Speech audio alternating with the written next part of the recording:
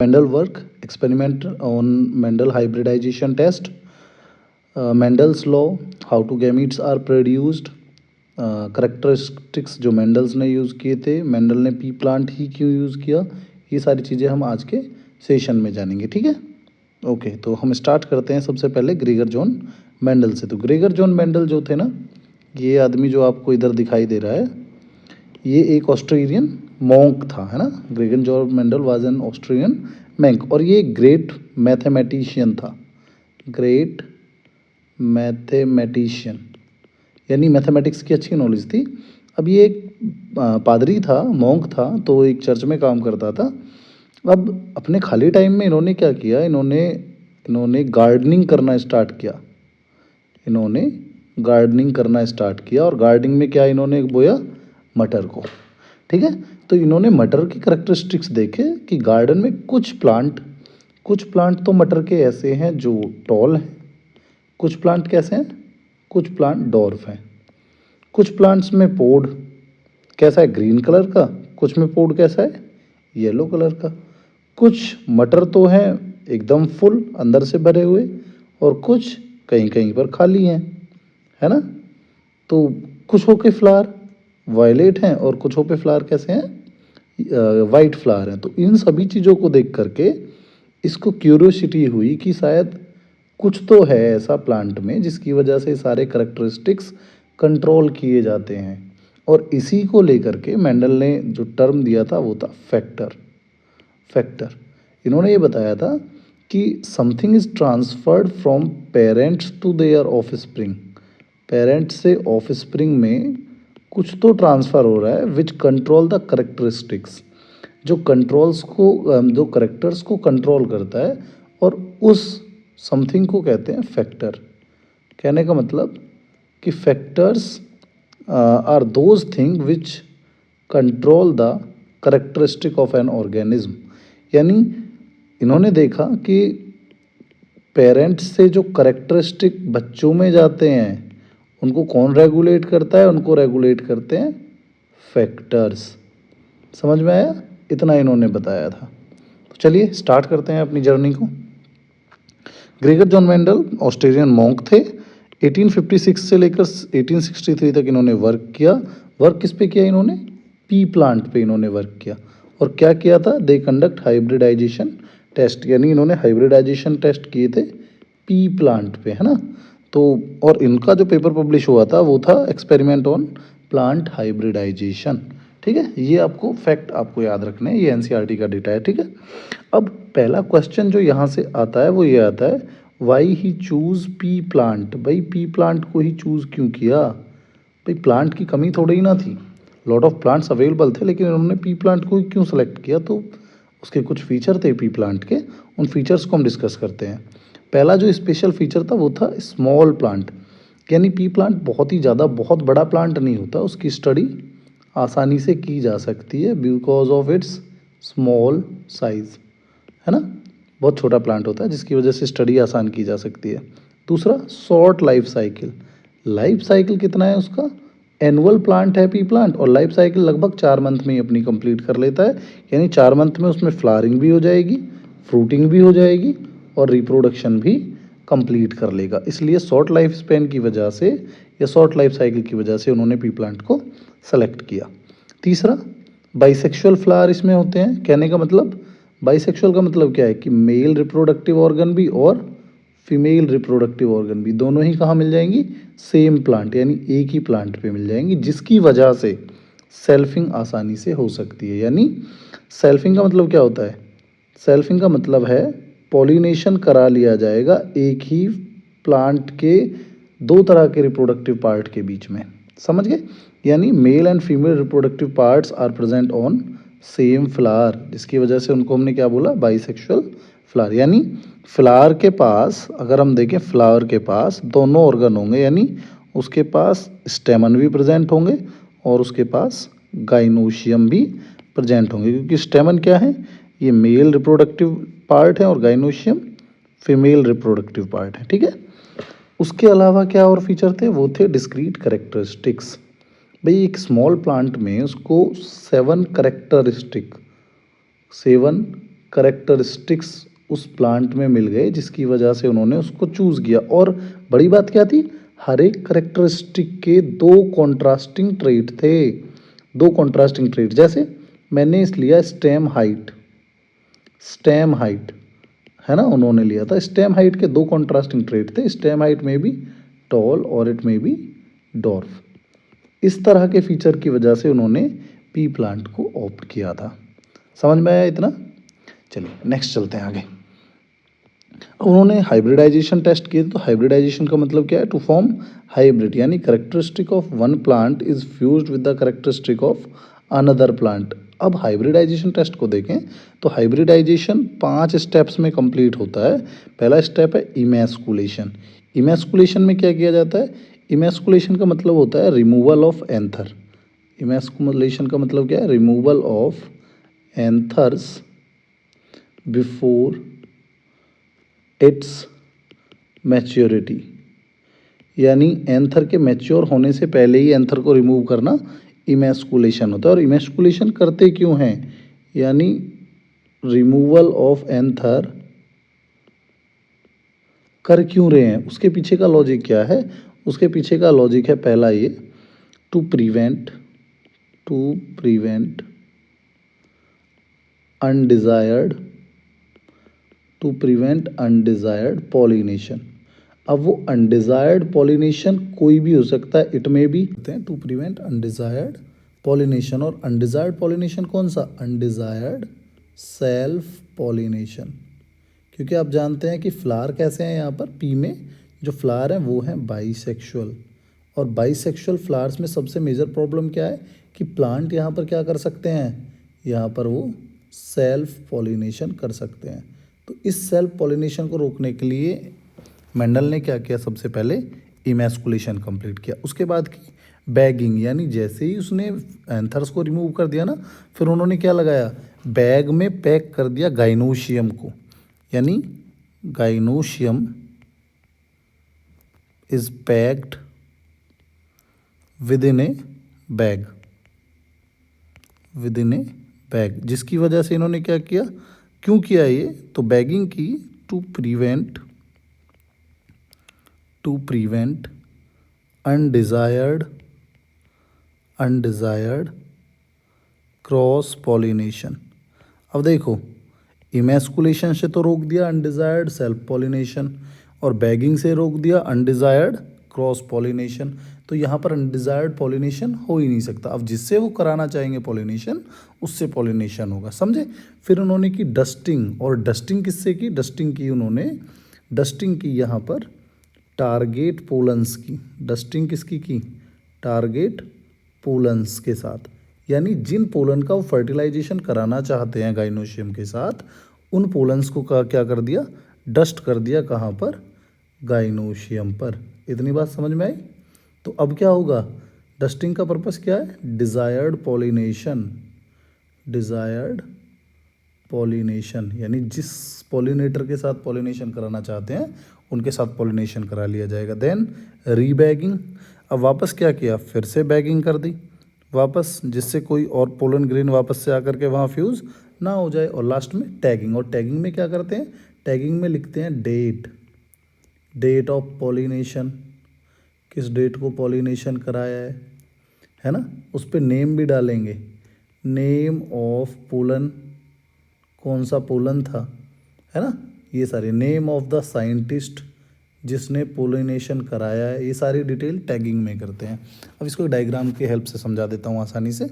इधर देखो, पहले स्टेप में क्या करिए, इमैस्कुलेशन। और इमैस्कुलेशन में क्या किया जा रहा है, यहाँ पर किया जा रहा है रिमूवल ऑफ, ऐसे याद रख लेना, removal of anther before maturation, यानी एंथर के मैच्योर होने से पहले उनको रिमूव कर देना, इमैस्कुलेशन। दूसरे स्टेप में क्या की, बैगिंग।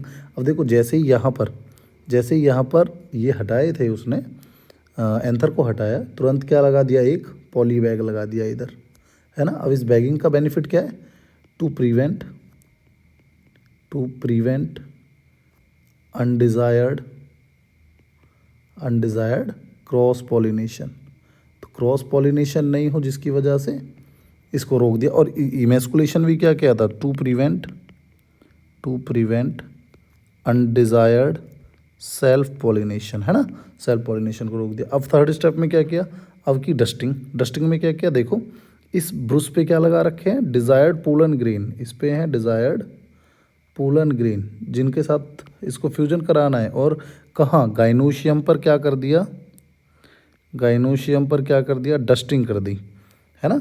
डस्टिंग मतलब पोलन ग्रेन्स को यहाँ पर शेड कर दिया। अब जैसे ही शेड किया तो क्या होगा, फर्टिलाइजेशन हो जाएगा, फर्टिलाइजेशन यानी फ्यूजन हो गया मेल और फीमेल गैमीट का। उसके बाद क्या किया, उसके बाद रीबैगिंग, देखो वापस से बैग लगा दिया। रीबैगिंग करने के बाद टैगिंग कर दी, यानी टैग लगा दिया, लिख दिया इस पर डेट, क्रॉस, है ना, और आपका साइंटिस्ट का नाम। इस सब को मिलाकर हाइब्रिडाइजेशन टेस्ट कंप्लीट होता है और फाइनली हमको मिलेगा फिर एक हाइब्रिड। इतनी बात समझ में आई भाई। चलिए उसके बाद हम आगे समझते हैं मेंडेलियन करेक्टरिस्टिक्स। अब मेंडल ने क्या किया था, मेंडल ने 7 करेक्टरिस्टिक्स लिए थे और हर एक करेक्टर के आप जानते हैं कि दो कॉन्ट्रास्टिंग ट्रेट थे। तो टोटल नंबर ऑफ ट्रेट कितने हो गए, टोटल नंबर ऑफ ट्रेट हो गए 14। तो आपसे कोई पूछे कि how many traits Mendel have been took, तो आंसर क्या हो जाएगा 14 ट्रेट। और अगर कोई पूछे, एनसीईआरटी का डेटा दिया है कि उसने कितनी प्योर लाइंस ली थी, प्योर लाइंस उसने ली थी 14 प्योर लाइंस, यानी हर एक ट्रेट का एक प्लांट लिया था उसने। जैसे एक प्लांट उसने ऐसा लिया था जिसकी हाइट टॉल थी, स्टेम हाइट, एक उसने ऐसा प्लांट लिया जिसकी स्टेम हाइट डॉर्फ थी। तो हर एक करेक्टर के लिए कितने प्लांट लेने पड़े, 2 प्लांट। तो इसलिए 7 करेक्टर के लिए कितने प्लांट लेने पड़े, 14 प्लांट। तो मेंडल ने 14 ट्रू ब्रीड का उन्होंने यहाँ पर कलेक्शन किया था। अब ट्रू ब्रीड क्या होती है, ट्रू ब्रीड का मतलब समझ लो, ट्रू ब्रीड्स ऐसे प्लांट होते हैं जिनकी अगर हम सेल्फिंग करें, जैसे टॉल का pure homozygous tall, true breed उसी को कहते हैं, या तो प्योर डोमिनेंट टॉल होगा या फिर प्योर रिसेसिव होगा, है ना। हेट्रोजाइगस को हम कभी भी प्योर कंसीडर नहीं कर सकते, ट्रू ब्रीड कंसीडर नहीं करते। तो अगर कैपिटल टी और कैपिटल टी का क्रॉस कैपिटल टी के साथ किया जाए तो ये भी प्योर टॉल है और ये भी प्योर टॉल है। दोनों का क्रॉस किया जाए तो हमको हमेशा हर जनरेशन में क्या मिलेंगे, कैपिटल टी, यानी प्योर लाइन्स ही मिलेंगी। जो अपने जैसे ही प्लांट बनाते रहे उनको कहते हैं हम ट्रू ब्रीड या प्योर ब्रीड। बात समझ गए। अब देखो 7 करेक्टरिस्टिक्स जो मेंडल ने लिए थे वो कौन कौन से थे, वो ये थे भाई, इधर देखो। पहला था सीड शेप। अब सीड शेप में 2 ट्रेट हैं ना, पहला राउंड यानी डोमिनेंट ट्रेट और दूसरा रिसेसिव डेट इज रिंकल्ड, है ना। फिर सीड कलर उन्होंने लिया, सीड कलर डोमिनेंट हो सकता है येलो और रिंकल्ड हो सकता है ग्रीन। फिर उन्होंने लिया फ्लावर कलर वॉयलेट भी हो सकता है और वाइट भी। पोड शेप लिया, पोड शेप या तो फुल, यानी फुल का मतलब क्या है पता है, पोड शेप में फुल का मतलब है कि जो मटर है ना इस तरह से इसके अंदर फिल होगी पूरी तरह से बिना किसी गैप के, है ना।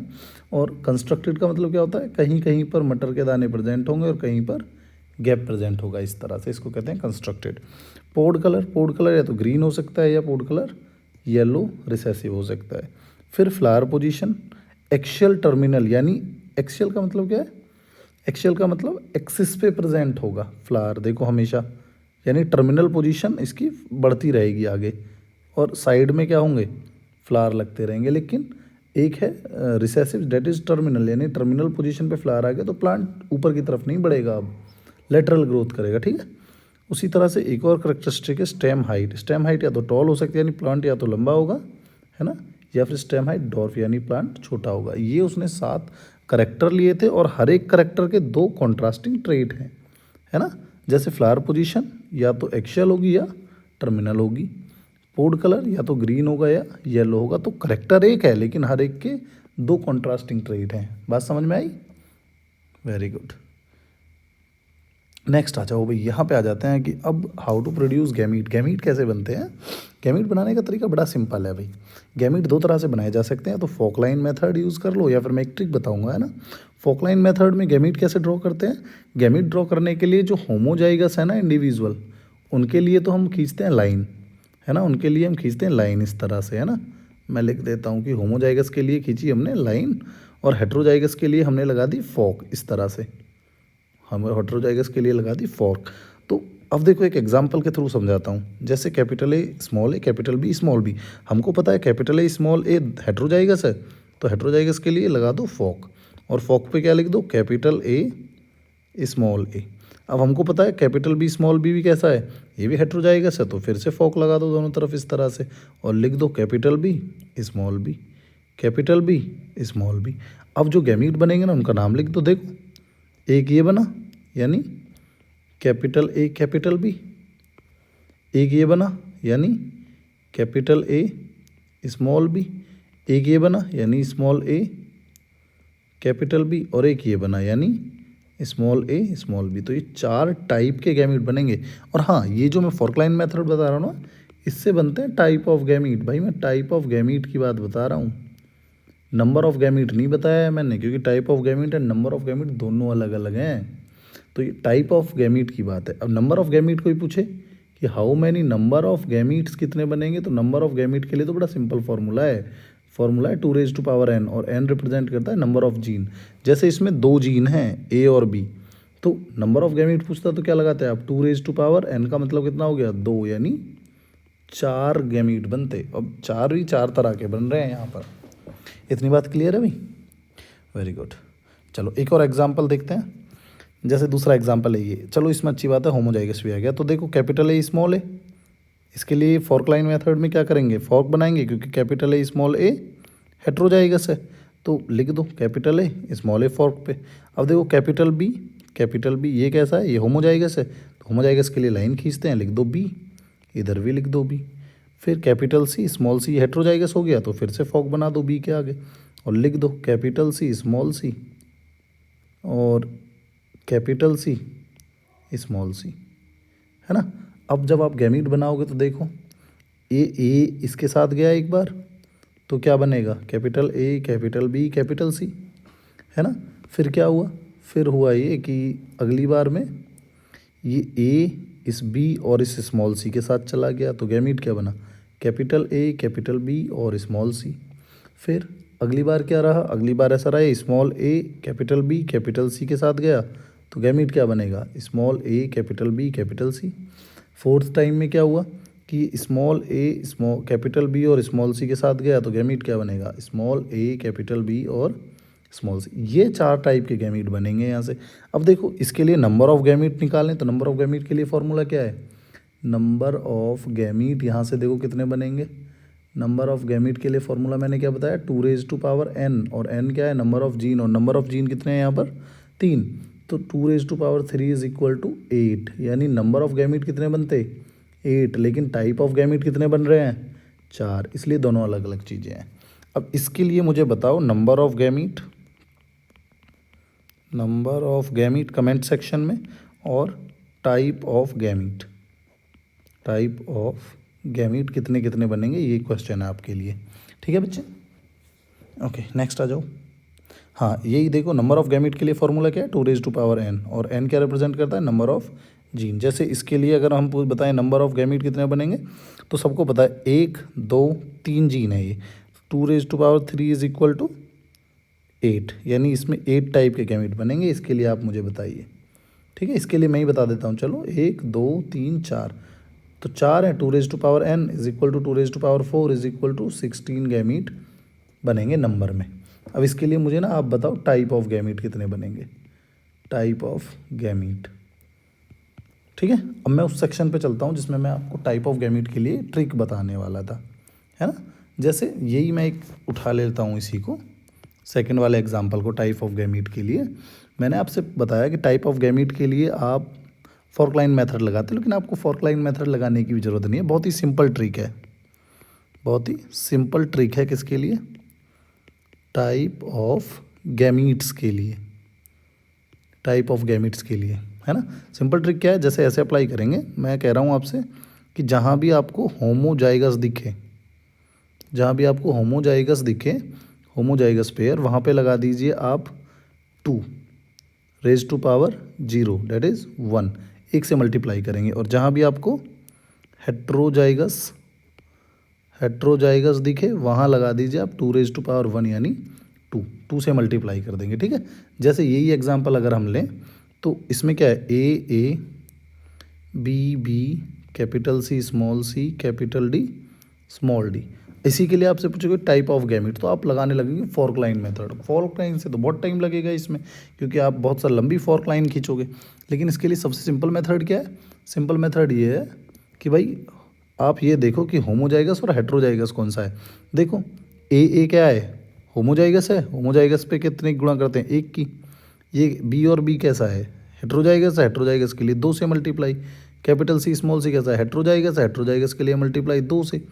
डी और डी कैसा है? हेट्रोजाइगस मल्टीप्लाई दो से, तो कर दो मल्टीप्लाई, दो दूनी चार दूनी आठ, यानी 8 टाइप के गैमीट बनेंगे इससे। 8 टाइप के गैमीट। अब अगर मैं कहूँ आपसे, चलो एक और एग्जांपल देता हूँ मैं, दूसरा एग्जांपल जैसे दिया capital A small A, capital B capital C small C, capital D capital E small E, capital F small F. बताए how many type of gamete? तो आप क्या करेंगे, फटाफट से 1 मिनट लगे, 10 सेकेंड लगेंगे। हेट्रोजाइगस यानी 2 से मल्टीप्लाई, होमोजाइगस यानी 1 से मल्टीप्लाई। हेट्रोजाइगस मतलब 2 से मल्टीप्लाई, होमोजाइगस मतलब 1 से मल्टीप्लाई, हेट्रोजाइगस मतलब 2 से मल्टीप्लाई, हेट्रोजाइगस मतलब 2 से मल्टीप्लाई कर दो। 2 दूनी 4 दूनी 8 दूनी 16, यानी 16 टाइप के गैमीट बनेंगे यहाँ से। ठीक है। अब मैं कहूँ कि इससे बताओ मुझे नंबर ऑफ गैमीट कितने बनेंगे? नंबर ऑफ गैमीट, तो भाई नंबर ऑफ गैमीट के लिए तो बड़ा सिंपल सा फॉर्मूला है, 2⁻n। और 2⁻n का मतलब क्या है? Number of gene. जीन कितने हैं? 1 2 3 4 5 6, तो 2⁻6 इज इक्वल टू 2 दूनी 4 दूनी 8 दूनी 16 दूनी 32 दूनी 64 दूनी 128, नहीं 2 दूनी 4 दूनी 8 दूनी 16 दूनी 32 दूनी 64, 64 नंबर ऑफ गैमीट बनेंगे। नंबर ऑफ गैमीट, और कितने टाइप के होंगे वो? 16 टाइप के। बात समझ में आई? ओके, चलो नेक्स्ट चलते हैं फिर। चलो आ जाओ आगे। अब नेक्स्ट आते हैं हम, इसके बाद आते हैं हम आपके, इसके बाद सीधा चलते हैं यहाँ, सीधा नेक्स्ट आते हैं हम मेंडेलियन लॉ। मेंडेलियन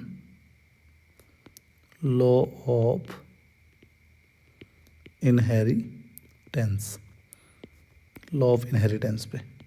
अब देखो मेंडल ये कहते थे हमेशा कि there is something which is transferred, there is something which is transferred from parents to their offspring, parents to their offspring, offspring है ना, which control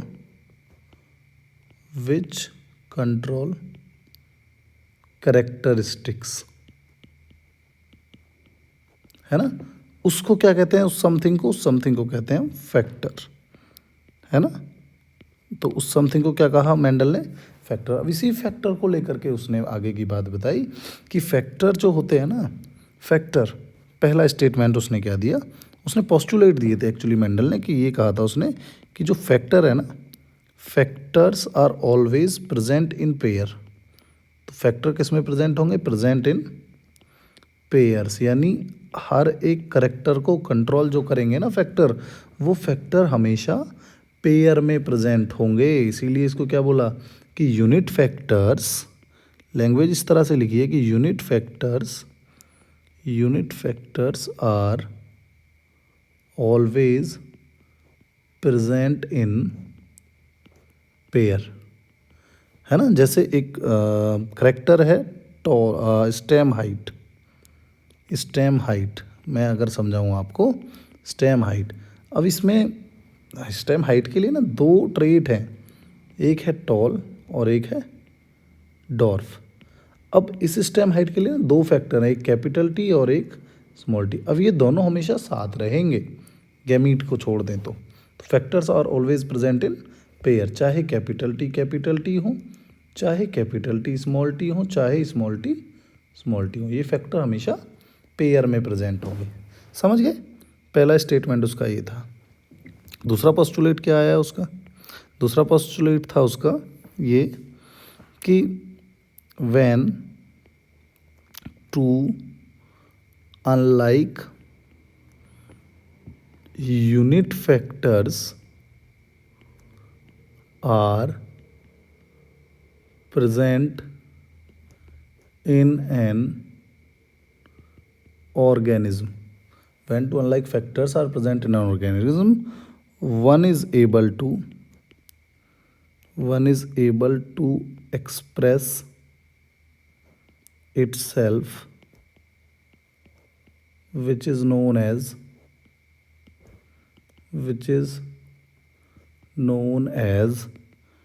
dominant factor, while which is not able to express itself, other is known as recessive factor. यानी अगर दो factor एक साथ हैं, pair में present हैं और वो दोनों एक जैसे नहीं हैं, तो उनमें एक फैक्टर तो खुद को एक्सप्रेस करेगा और दूसरा खुद को एक्सप्रेस नहीं करेगा। उसको क्या कहेंगे हम? डोमिनेंट फैक्टर कहेंगे जो खुद को एक्सप्रेस करेगा, और जो खुद को एक्सप्रेस नहीं कर पाएगा उसको रिसेसिव फैक्टर कहेंगे। ठीक है, इसी को और किस नाम से जानते हैं? इसी को हम जानते हैं law of dominance. Law of dominance यही पास्टुलेट बना आगे चल के लॉ ऑफ डोमिनेंस। और लॉ ऑफ डोमिनेंस यही कहता है कि जब दो अनलाइक फैक्टर प्रेजेंट हो, जैसे कैपिटल टी और स्मॉल टी, जब ये एक साथ होंगे ना किसी प्लांट में, तो ये प्लांट कैसा होगा? ये प्लांट होगा भाई टॉल। क्यों? क्योंकि यहाँ पर जो एक फैक्टर है ना कैपिटल टी, ये क्या है? ये डोमिनेंट फैक्टर है, ये खुद को एक्सप्रेस करेगा, है ना, ये टॉलनेस देगा। जबकि दूसरा फैक्टर कैसा है? स्मॉल टी, ये है रिसेसिव फैक्टर, और ये खुद को एक्सप्रेस नहीं कर पाएगा।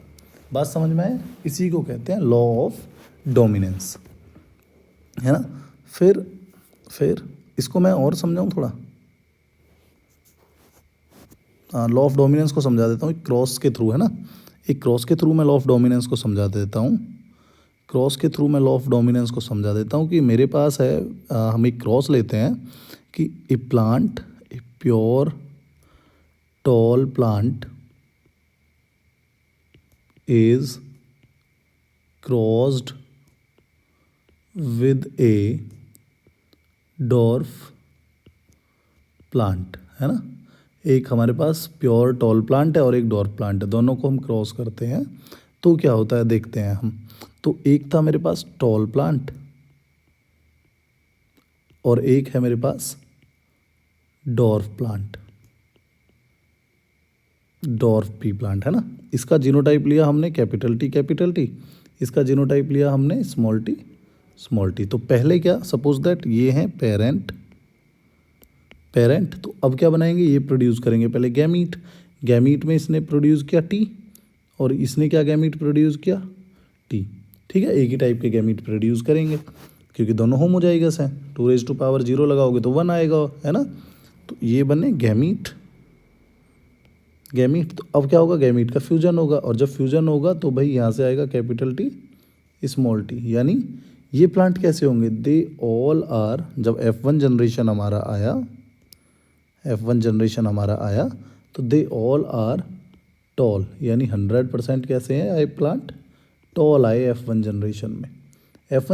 जब टॉल आए तो मेंडल ने सोचा कि यार ऐसे कैसे हो सकता है कि जब मैं एक प्लांट टॉल लेता हूँ, एक डॉर्फ लेता हूँ, और जब क्रॉस कराता हूँ तो सारे के सारे प्लांट कैसे आते हैं? टॉल आते हैं। हालांकि एक चीज़ याद रखना, मेंडल को जीनोटाइप नहीं पता था इनको, उसको सिर्फ इतना पता था कि भाई एक प्लांट टॉल लिया और एक डॉर्फ, तो F1 जनरेशन में सारे प्लांट कैसे आ गए? टॉल। यानी उसने ये स्टेटमेंट दिया था यहाँ से कि all F1 hybrid shows the resemblance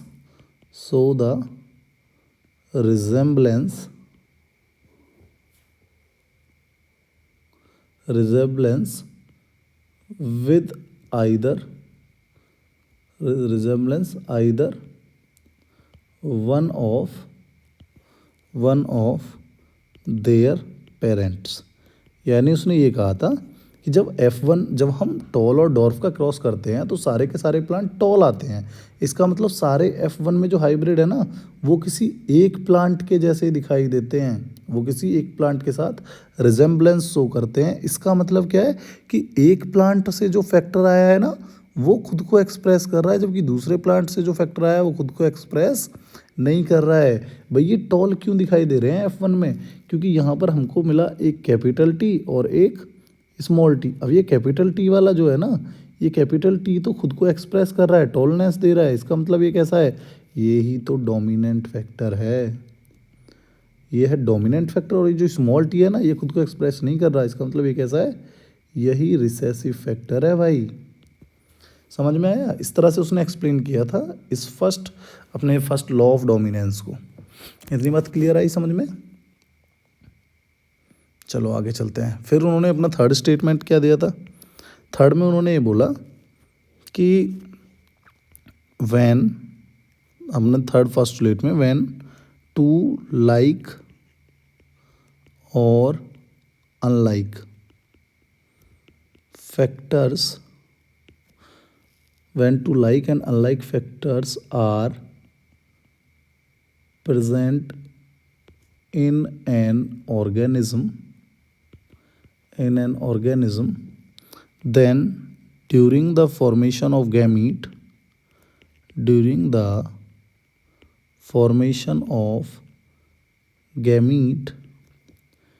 both the factors segregate independently.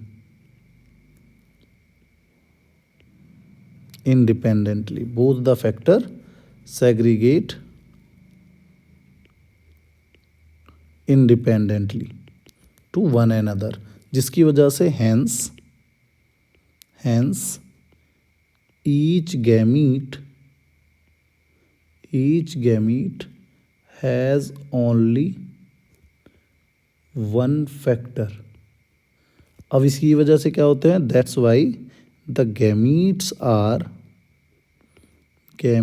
are pure. इसी को उन्होंने क्या बोला? इसी को उन्होंने बोला लॉ ऑफ सेग्रीगेशन या फिर प्योरिटी ऑफ गैमीट। की गैमीट जो होंगे ना वो हमेशा प्योर होंगे, क्योंकि वो बियर करेंगे हमेशा एक सिंगल फैक्टर। और ये लॉ ऑफ सेग्रीगेशन कैसा है? ये एक यूनिवर्सल एक्सेप्टेबल लॉ है ना। इसका मतलब ये नहीं है कि इसके कुछ एक्सेप्शन नहीं है, एक्सेप्शन इसके भी हैं, वो मैं आगे पढ़ाऊँगा आपको, है ना। अब इसको समझा देता हूँ। इन्होंने ये लॉ कहाँ से दिया, मतलब ये लॉ ऑफ सेग्रीगेशन उन्होंने कैसे दिया मेंडल ने? तो मेंडल ने क्या किया? मेंडल ने अपना वही प्लांट का क्रॉस किया कि भाई उसके पास क्या था? मेंडल के पास था एक टॉल प्लांट, है ना, टॉल पी प्लांट, और एक था उसके पास डॉर्फ प्लांट। जब उसने क्रॉस किया तो F1 में तो उसको मिला क्या भाई? F1 में उसको मिले सारे टॉल प्लांट, है ना। उसने क्या कहा कि all F1 hybrid so the resemblance of either one parent. बिल्कुल सही बात है। फिर उसने क्या किया? उसने सेल्फिंग की, यानी उसने क्या किया? टॉल प्लांट की जो F1 में आए ना, F1 वालों की, तो उसने क्या किया? F1 के साथ इस बार पॉलिनेशन, हाइब्रिडाइजेशन करा दिया। यानी टॉल प्लांट का इस टॉल प्लांट से जब क्रॉस किया तो भाई अब उसने क्या देखा? अब उसने F2 जनरेशन में देखा कि कुछ प्लांट तो टॉल थे और साथ में कुछ प्लांट डॉर्फ भी थे। अब मेंडल चकरा गया यहाँ पे कि भाई जब मैं मोनोहाइब्रिड क्रॉस कर रहा था तो मैं ये देख रहा था कि all F1 hybrid so the resemblance either one of their parent, यानी सारे के सारे एक पेरेंट जैसे दिखाई देते थे, है ना। लेकिन जब मैं सेल्फिंग कर रहा हूँ तो मुझे दोनों के दोनों टॉल प्लांट हैं, तो जो F2 में आना चाहिए वो कैसा आना चाहिए? किसी एक पेरेंट के जैसा। यानी दोनों ही प्लांट टॉल हैं, तो भाई सारे बच्चे कैसे आने चाहिए? टॉल आने चाहिए। लेकिन ये डॉर्फ भी आ रहा है, और ये डॉर्फ कैसे आया? तब उसने सोचा कि शायद जब यहाँ पहले क्रॉस में जब ये फैक्टर आया होगा ना प्रोजनी में, तो हो सकता है यहाँ से एक फैक्टर आया हो, यहाँ से एक फैक्टर आया हो, दोनों फैक्टर साथ में आए हों, तो एक तो फैक्टर खुद को एक्सप्रेस कर दिया हो, दूसरा सप्रेस हो गया हो। यानी टॉल वाला फैक्टर तो खुद को एक्सप्रेस कर दिया होगा और डॉर्फ वाला खुद को एक्सप्रेस नहीं कर पाया होगा। फिर क्या हुआ, फिर जब मैंने सेल्फिंग कराई तो ये पेरेंट आए, फिर अब इनके पास क्या है, दोनों के पास अनलाइक फैक्टर हैं, और जब ये अनलाइक फैक्टर सेग्रीगेट हुए इंडिपेंडेंटली तो जो डॉर्फ वाला अलील है, डॉर्फ वाला फैक्टर है, वो आपस में फ्यूज होकर के क्या बना देंगे, डॉर्फ प्लांट बनाएंगे, है ना। तब उसने ये दिमाग लगाया था यहाँ से, कैसे, वो मैं फिर से समझाता हूँ। जैसे उन्होंने ये बताया कि जब ये टॉल प्लांट पहला वाला था ना, कैपिटल टी, और इसका क्रॉस मैंने किया स्मॉल टी के साथ, डॉर्फ के साथ, तो यहाँ से गैमीट बना टी, यहाँ से गैमीट बना स्मॉल टी, दोनों का फ्यूजन हुआ, F1 जनरेशन आया। F1 जनरेशन में क्या है, कैपिटल टी स्मॉल टी, सारे के सारे कैसे आ गए, टॉल। फिर क्या किया उन्होंने, सेल्फिंग की इसी के साथ, capital T small T, selfing की। सेल्फिंग से हुआ क्या होगा, सेल्फिंग से भाई इसने भी गैमीट बनाए होंगे, capital T, during the formation of gamete, तो ये capital T small T segregate हो गए होंगे, capital T small T independently, है ना। फिर क्या हुआ होगा कि ये कैपिटल टी इसके साथ फ्यूज हो गया होगा तो बना होगा कैपिटल टी, ये फ्यूज हो गया होगा इसके साथ तो भी बना होगा कैपिटल टी स्मॉल टी, ये स्मॉल टी इस कैपिटल टी के साथ गया होगा तो बना होगा कैपिटल टी स्मॉल टी, और जब ये इंडिपेंडेंटली इसके साथ फ्यूज हुआ होगा तो बना होगा स्मॉल टी। तो ये डॉर्फ कहाँ से आया है, ये आया है due to segregation of gamete. यानी अगर आपसे कोई पूछे ना कि लॉ ऑफ सेग्रीगेशन कहाँ से दिया उसने, तो वो दिया था इस क्रॉस को देख करके, जब उसको मिला था F2 जनरेशन में डॉर्फ प्लांट। तो ये रेशो क्या रहेगा, कोई मुझे बताएगा कि बताओ जीनोटाइप रेशो क्या आया होगा F2 का। जीनोटाइप रेशो अगर हम देखें F2 का, तो भाई एक टॉल टी है, दो कैपिटल टी स्मॉल टी हैं और एक स्मॉल टी है, तो जीनोटाइप रेशो क्या आ गया, 1:2:1, है ना। अब मैं पूछूं बताओ फिनोटाइप रेशो क्या आया होगा, फिनोटाइप F2 का, तो वो क्या है, ये भी टॉल, क्योंकि ये तो प्योर होमोजाइगस है ना। और इसमें क्या है, लॉ ऑफ डोमिनेंस लगता है, कैपिटल टी की वजह से ये क्या हो जाएगा, ये भी टॉल, जबकि ये कैसा रहेगा, डॉर्फ। ये तो टॉल है ही, तो 3 तो आए टॉल और एक कैसा आया, डॉर्फ। तो फिनोटाइप रेशियो क्या हो गया, 3:1।